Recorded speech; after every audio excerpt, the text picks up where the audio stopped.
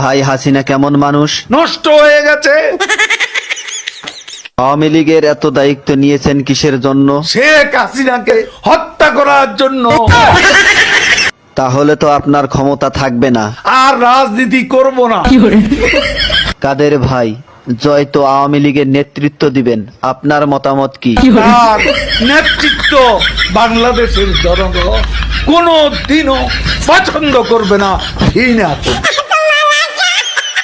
কাদের ভাই, এ কথা শোনার পর হাসিনা তো আপনাকে ঢাকায় থাকতে দিবে না। ঢাকা শহর শেখ হাসিনার কি বাপের সম্পত্তি?